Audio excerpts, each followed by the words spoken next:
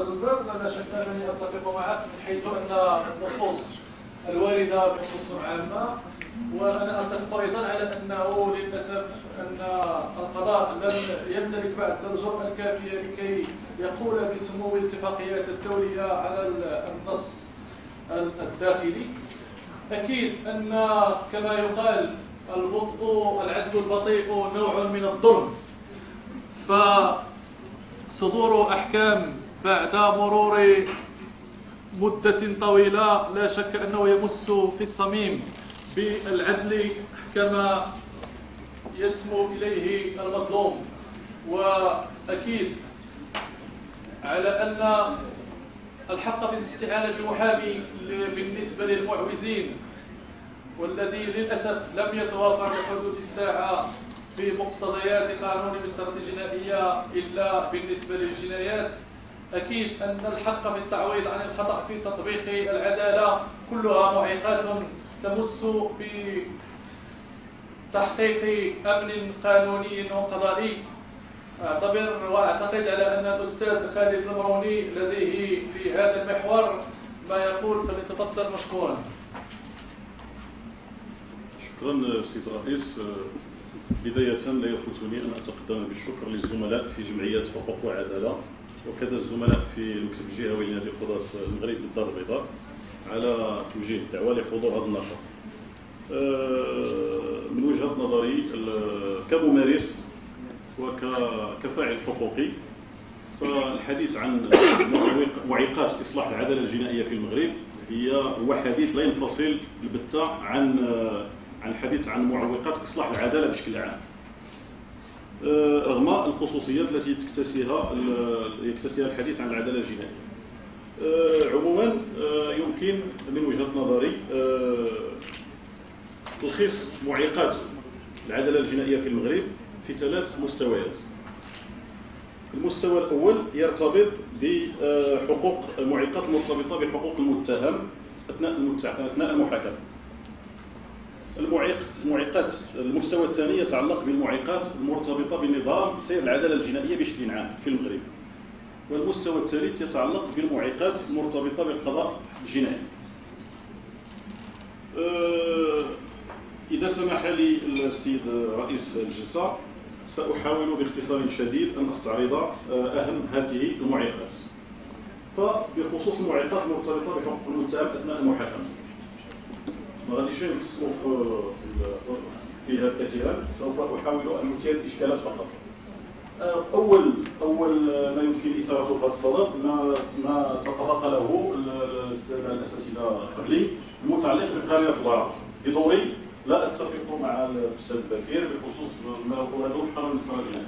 صحيح ان قرينه البراءه تعززت في النظام القانوني المغربي بالمستوى الدستوري التي تم استارتها في المقتضى الدستوري من 3 يوليو 2011، ولكن القانون المغربي لا زال يتضمن بعض المقتضيات التي تشكل مساسا لقرينه البراءه. وعلى سبيل المثال يمكن ان نشير في هذا الصدد الى ما تنص عليه مقتضيات الماده 392 من قانون المصري الجنائيه، التي تنص على انه يمكن للمحكمه وبناء على ملتمس النيابه العامه إذا كانت العقوبة المحكوم بها تعادل سنة حبسا أو تفوقها أن تصدر مقررا خاصا معللا تأمر فيه بإيداع المتهم في السجن وبإلقاء القبض عليه. أعتقد أن هذا المقتضى فيه مساس بقرينة البراءة، لأن هذا الحكم هو لن يكتسب بعد حجية الأمر المقضي به، ولا يمكن بالتالي إيداع شخص في السجن بمجرد صدور حكم ابتدائي. كذلك فيما يتعلق بقرينة البراءة، فكل ممارس يلاحظ على أن القضاء الجنائي في المغرب لا يتعامل بما يكفي من استحضار هذه القرينه عند المحاكمه بخصوص المحاكمه الجنائيه.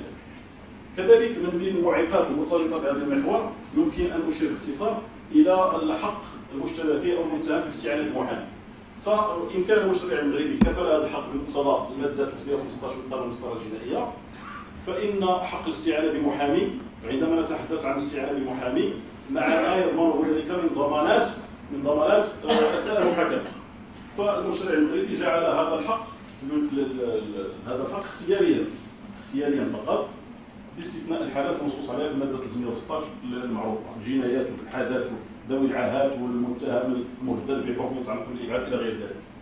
في حين ان القانون المغربي في هذه النقطه لا يتطابق مع المعايير الدوليه لحقوق الانسان، خاصه العهد الدولي الخاص بالحقوق المدنيه والسياسيه والمبادئ الاساسيه بشان دور المحامي، لان هذه المواثيق الدوليه تقول على ان لكل شخص الحق في تنصيب محامي، واذا لم تكن له القدره الماليه على الاستعانه بمحامي فالمحكمه تعين له محامي في اطار المساعده القضائيه. وهذا المقتضى يدفع الى اثاره المشكل والاشكال المتعلق بنظام المساعده القضائيه الذي يعتبر الى حد اليوم من اهم الثغرات في النظام القانوني المغربي، لان الدوله وبحكم التزاماتها فهي المكلفه بضمان ولوج حق جميع المواطنين الى العداله، وهو ما يطرح باستعجاليه اقرار نظام المساعده القضائيه وتمتيع جميع المتهمين بهذا الحق، سواء منهم القادر على تحمل على دفع اتعاب المحامي او الغير قادر. كذلك المساله اللي يمكن في هذا الاطار ما يتعلق بالحق في المحاكمه في اجل معقول اللي سبق شار لها الزميل باعلي قبلي. النظام القانوني المغربي لا يحدد اجلا لمحاكمات لانهاء المحاكمه.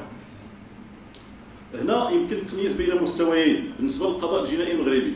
بالنسبه لحالات المعتقلين هذه لا تثير اي اشكالات كبيره في المغرب، على اعتبار ان المحاكمات عموما تتم في وقت معقول حسب التصنيف حسب المعايير الدوليه. حتى المعايير الدوليه لا تحدد الوقت بدقه، وانما تتحدث عن عبارات كما هو وارد مثلا في العهد الدولي للحقوق المدنيه والسياسيه، يجب ان يحال سريعا. تتحدث عن السرعه وعن الاجل المعقول كما تتحدث عن ذلك اللجنه المعنيه بحقوق الانسان التابعه للامم المتحده التي تحدثت عن ايام معدوده. في المغرب هذا ما كيثيرش اشكال. الاشكال يثار بالنسبه للمتهمين في حاله صراحه. فحسب واحد الدراسه كانت دارتها وزاره العدل تبين على ان معدل الملفات التي تروج في المحاكم المغربيه تستغرق على الاقل سنه في امام المحاكم. المساله الثالثه الرابعه اللي بغينا نشيروا لها في هذا السياق المتعلقه بالحق في استدعاء الشهود. الملاحظ ان القضاء الجنائي المغربي خاصه ما يتعلق بشهود النفي، ان المتهم في العديد من الحالات تقابل طلبات الدفاع الراميه الى استدعاء شهود النفي بالرفض او بارجاء البت فيها الى حين مناقشه القضيه. وهذه المساله شكلت ملاحظه اساسيه في التقرير الذي سبق ان انجزته هيئه الانصاف والمصالحه، والذي اعتقد من وجهه نظري ان العديد من توصيفاته ومن توصياته لا زالت صريحه الى اليوم. ورد في تقرير هيئه الانصاف والمصالحه على ان من مظاهر الاختلال التي ادت الى المس بشروط المحاكمه العادله رفض طلبات استدعاء الشهود. المعايير الدوليه من بينها اجتهاد حديث ديال اللجنه الاوروبيه لحقوق الانسان يقول على انه من التاكيد على حق المتهم في استدعاء شهود النفي، ولكن هذا هو الاساس، هذا هو المهم. حينما نقول بضروره استجابه لطلبات الراميه الى استدعاء شهود النفي فهذا لا يستطيعه القول بالضروره بان المحكمه ملزمه بالاخذ بشهادته. لا نتحدث عن الحق في استدعاء الشهود. المحكمه الاوروبيه قالت بانها غير معنيه بمساله ما اذا كانت المحكمه الوطنيه قد قدرت الشهود بصوره صحيحه ام لا، وانما معنيه بما اذا كان الشهود قد تم تقديمهم بطريقه صحيحه، وان الاجراءات قد تمت بصوره تضمن حق المتهم في محاكمه عادله. المعيقات ننتقل الى المعيقات بسرعه، الى المعيقات المرتبطه بنظام العداله الجنائيه ككل. اول ملاحظه تثير الانتباه تضخم النصوص التجريميه والعقابيه. في دراسه في تقرير انجزناه في اطار بيت الحكمه في مواكبه الحوار الوطني حول اصلاح منظومه العداله، لاحظنا على انه عدد الجرائم المنصوص عليها في القانون الجنائي المغربي عدد كبير جدا، وان حتى النصوص الخاصه جميع النصوص الخاصه لا تخلو من الحديث عن التجريم وعن العقاب. هو ما يطرح اطار معالجه الاشكالات المرتبطه بالعداله الجنائيه في المغرب مراجعه هذا النظام العقابي بشكل جذري، بشكل يضمن حتى التناسب ما بين العقوبه وخطوره الفعل الجرم. وهو ما يطرح كذلك التفكير في البدائل اللجوء الى الدعوه العموميه، تفعيل مثلا الصلح دون الوصول الى المحاكم لتخفيف العبء من عدد الملفات. تفعيل الصلح رغم اقرار القانون الاصدار الجنائيه لمسطره الصلح مثلا في الماده 41، فمع الاسف يبان بان هذه الماده ما كيتمش تفعيلها دائما من طرف النيابات العامه، لا يتم اللجوء اليها، في حين انه على سبيل المثال في فرنسا، نقدر نعطيو مثال في هذا السياق، في فرنسا سنه 2010 بلغت تدابير الصلح، شكلت تدابير الصلح في الملفات المعروضه على النيابات العامه في فرنسا التي نجحت، تدابير الصلح التي انجزتها النيابه العامه 55% من مجموع القضايا تم تسويتها وتم طيها على مستوى النيابه العامه، وهو ما يمكن ان يساهم في التقليل من عدد الملفات التي تعرض على القضاء ومع ما يثيره من تدخل، وهو ما يثير الحديث كذلك عن اشكاليه البطء. المحور الثالث متعلق بالمعيقات المرتبطه بالقضاء الجنائي. انا ابدا بالمساله المتعلقه بمرتبه القضاء الجنائي على اعمال الضابطه القضائيه، وهذا هو مربط الفرس. كل ممارس يعي جيدا على ان الاشكال الحقيقي عند الحديث عن القضاء الجنائي في المغرب مرتبط بمدى الاخذ بمحاضر الضابطه القضائيه. الجواب طبعا حول مدى ودرجه اعتماد القضاء الجنائي في اصدار احكامه على ما يرد في محاضر الضابطه القضائيه يستوجب التمييز طبعا ما بين مستويين، المستوى النص القانوني اللي كيعرفوه الجميع، والمستوى العمل القضائي. الذي يثير اشكال اكبر هو الماده 290 التي تتحدث عن المحاضر التي يوثق بمضمونها الى ان يثبت ما يخالفها، وهذه الماده تعتبر في العديد من الاحكام الصادره عن القضاء الجنائي في المغرب جوهر التعليل، حيث ان محاضر الضابط القضائي يوثق، حيث ان انكار المتهم ما هو الا محاوله للتملص من المسؤوليه الجنائيه. اذا الماده 290 في حاجه الى مراجعه، خاصه في ارتباط، انا اعتقد ان الحديث عن اصلاح القضاء الجنائي في المغرب حاليا هو نقاش ياتي في سياق داعم مسنود بالمقتضيات الدستوريه التي خصصت حيزا كبيرا للحديث عن الحقوق والحريات، وحتى القانون الاصدار الجنائيه كذلك. إذا رجعنا الاجتهادات المجلس الاعلى، واعتبارا لان اجتهاد المجلس الاعلى يعتبر ارضيه خصبه وارضيه ثريه لتطوير النص القانوني، لان الاجتهاد القضائي كما تعلمون في العديد من الحالات هو يشكل الخطوه الاولى نحو تعديل عدد من القوانين، بل حتى على مستوى المعايير الدوليه. الان كاين اهم اتفاقيه صدرت متعلقه بالمحكمه الجنائيه الدوليه، اتفاقيه روما، كلها ماخوذه من الاجتهاد الجنائي الدولي.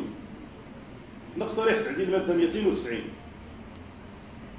لانها لا تتلائم مع الحقوق والحريات التي ضمنها دستور فاتح يوليوس 2011، وكذلك لاننا نعتقد انها تتناقض حتى ما تتضمنه الماده 293 من القانون الجنائيه، حيث تتحدث هذه الماده 293 عن خضوع الاعتراف للسلطه التقديريه بشكل عام للقضاة، ودون ان تستثني الاعتراف المتضمن في المحاضر المحدده في الماده 290. عندما تاتي الماده 293 كتقول بان الاعتراف يخضع لسلطه تقدير القضاة، ما قالتناش باستثناء الاعتراف اللي وارد في المحاضر المتحدث عنها في الماده 290. اذا هذا المساله تثير اشكال. بالنسبه كذلك في اطار اعمال دور الرقابي للقضاء، نقترح تفعيل مقتضيات الماده 362 التي تسمح للمحكمه ان تامر باجراء تحقيق تكميلي. العدد الحالات التي يلجا فيها القضاء الى هذه الاليه هي حالات محدوده جدا. كاين معيقات موضوعيه فعلا، مرتبط بعدد القضايا، مرتبط بالضغط الزمن، مرتبط، ولكن خص توفير الوسائل لتمكين القضاء من اعمال مقتضيات الماده 362 لان فيها حمايه كبيره للحقوق. الفقره الاخرى هي المتعلقه بالحراسه النظريه. انا لا اتفق مع زميلي الاستاذ باعلي حول مساله الجزاء. الماده 66 قلنا بان الماده 66 جاءت واعتبرت خطوه جريئه وخطوه في مسار تعزيز الضمانات الموكوله للمتهم. بعد ان تم استرداد هذه الحقوق، جاءت الماده 66 في اطار قانون الاصدار الجنائيه ونصت على حقوق اساسيه للمشتبه فيه. حقه في ان يطلع على سبب اعتقاله حقه في الصمت، حقه في الاتصال بأحد أقاربه، وحق في تلقي مساعدة قانونية، والحق في الاستعانة بمحامي. أنا لا أفهم شخصيا ما معنى إيراد مقتضى في قانون المسطرة الجنائية وتقولوا بأنه ما كاينش جزاء. النصوص توضع لكي تطبق، النصوص توضع لكي تطبق. الحالات التي تعاطى معها القضاء المغربي مع مقتضيات المادة 66 حسب اطلاع المتواضع هي حالات محدودة جدا، حالات محدودة جدا، لأن النصوص توضع لكي تطبق. والمادة 751 في انتظار تنصيص على جزاءات صريحة لرفع اللبس. مقتضيات المادة 751 يمكن أن تفيد هذا المعنى، لأنها تقول على أن كل إجراء يأمر به القانون لا ينجز على وجه القانوني يعتبر كأنه لا ينجز، ما معنى يعتبر كأنه لا ينجز؟ المادة 66 فعلا تثير إشكالات، في حاجة إلى مزيد من توضيح، خاصة أن الإشكالات المادة 66 هي لوحدها في حاجة إلى مائدة مستديرة من هذا القانون، لأن الحالات التي طرحت عليها شخصيا متعلقة بإعلان القضاء المغربي المادة 66 هي حالات محدودة جدا.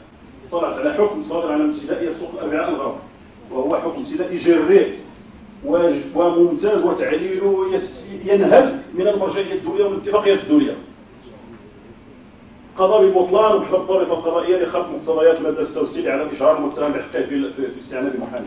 ولكن المفاجأة الغير سارة أن محكمة الاستئناف والقنيطرة قضت بإلغائه استنادا إلى عدم وجود جزاء، أن المادة 66 لا تنص على الجزاء. آخر نقطة هي كذلك التي أثرها زميلي يعني المتعلقة بالدفوع الشكلية والمتعلقة بالدفوع الأولية. ففعلا المادة 323 من قانون المسطرة الجنائية جات مستجابة، ولكن القريب يصبح هو الأصل، لأن المادة 323 تتحدث عن الأصل وعن الاستثناء. هنا نعتقد على أن الدفوع الشكلية عندما تثار فلارتباطها بإخلالات ذات تأثير مباشر على المسطرة وعلى المحضر المنجز، سواء ما تعلق بالتعرض للتعذيب، ما تعرض لخرق المقتضيات المتعلقة بالمادة 66، ما يتعلق بإشعار العائلة، ما يتعلق هذه كلها دفوع شكلية أساسية في اعتقادنا أنها في حاجة إلى حكم مستقل معلل، حكم مستقل معلل. وكذلك هنا كنبغي نحيل على تقرير هيئة الإنصاف والمصالحة اللي قلت على أنه تضمن مقتضيات لا زالت تكتسي راهنيتها. تقرير هيئة الإنصاف والمصالحة وعند رصده للقضاء الجنائي المغربي توقف كذلك عن أن ما يسترعي الانتباه ضم هذا الكلام الحرفي في تقرير ورد في تقرير هيئة الإنصاف والمصالحة، ضم الدفوع الشكلية الرامية على وجه العموم إلى البطلان والتي يثيرها الدفاع قبل مناقشة الموضوع والوقائع إلى الجمهور على الدوام وعدم البت فيها في الوقت المناسب والقول دائما برفضها. نقترح نص القانون على البت في الدفوع الشكلية بقرار قضائي معلل قبل الانتقال إلى مناقشة الجوهر مع التنصيص على الجزاء البطلان. ختاما نقول أن إصلاح العدالة الجنائية بالمغرب يكتسي راهنية قصوى بالنظر لما تضمنه دستور فاتح يوليوز 2011 من تنصيص على الحقوق والحريات، وكذا من تنصيص على تعهد المغرب بالتزام ما تقتضيه المواثيق الدولية من مبادئ وحقوق وواجبات، وكذا سمو الاتفاقيات الدولية المصادقة عليها على التشريعات الوطنية، والعمل على ملائمة هذه التشريعات مع ما تتطلبه تلك المصادقة. مداخل إصلاح العدالة الجنائية متعددة، منها ما تناولناه في هذه المائدة المستديرة، ومنها مداخل أخرى لا يتسع المجال لذكرها لعدم تعلقها بموضوع هذا النشاط. أعتذر إلى كنت قد أطلت وشكرا. شكرا.